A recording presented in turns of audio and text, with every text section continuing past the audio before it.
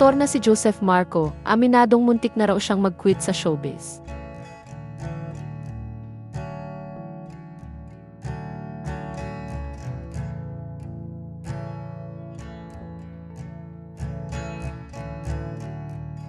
Pumirma ng kontrata sa VEA o Viva Artists Agency ang aktor na si Joseph Marco nitong Martes, July 8, 2025. Kasama sa pinirmahang kontrata ang mga upcoming projects niya sa pelikula at telebisyon. Si Joseph ay 18 years ng artista at bago siya lumipat sa VEA ay nasa pamamahala siya ng talent management arm ng ABS-CBN na Star Magic at ng mentor niyang si Keren Pascual sa loob ng 15 taon. Humarap sa mga miyembro ng entertainment media ang aktor sa press conference at doon ay nagsalita siya tungkol sa pagpirma niya ng kontrata sa talent management arm ng Viva Entertainment.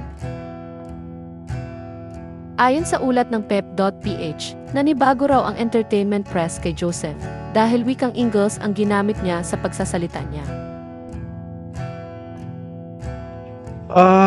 Well, it's a new chapter.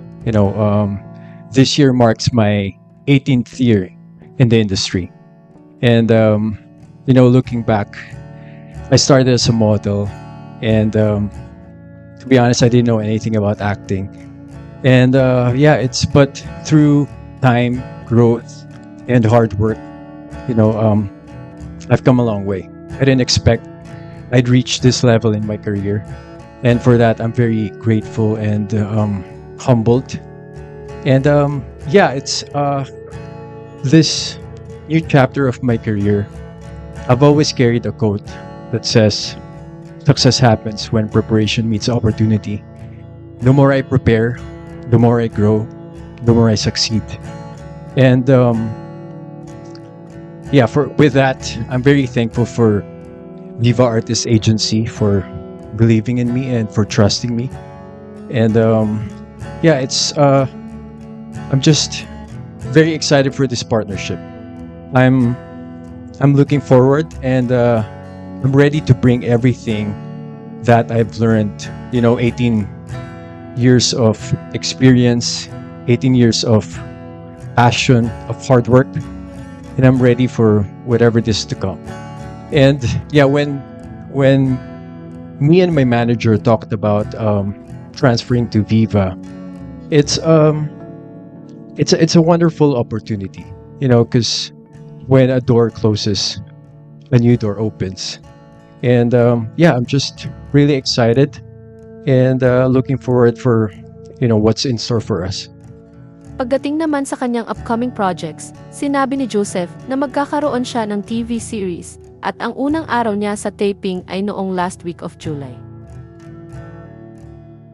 Ibinunyag din ng aktor na for the first time in 18 years sa showbiz ay gagawa siya ng play. Dagdag pa niya, milestone iyon para sa kanya dahil akala raw niya ay hindi na niya iyon magagawa. Sinabi rin ng aktor na iniisip niyang hindi para sa kanya ang play at natatakot daw siyang gawin ito dahil malaki ang respeto niya sa mga theater actors. Ayon pa sa kanya, pinaghahandaan niya na ang proyektong iyon. Inamin naman ng aktor sa naturang panayam na muntik na raw siyang mag-quit sa showbiz dahil pakiramdam niya ay parang paulit-ulit na lang daw ang ginagawa niya. Dagdag pa niya, nung nag-guest siya sa seryeng FPJ's Batang Quiapo 3 months ago, akala niya inawala na ang kanyang passion sa pag-arte. I almost quit showbiz, actually. I just felt like parang what's new? I keep on doing the same thing, and for some reason, when I stopped and just look everything from afar, I saw how grateful I am. And when I actually came back doing when I guested for Batang Quiapo 3 months ago, I really thought my passion for acting was gone. But when I did it, when I was on set and I was acting, I told myself I was born to do this. It just felt so.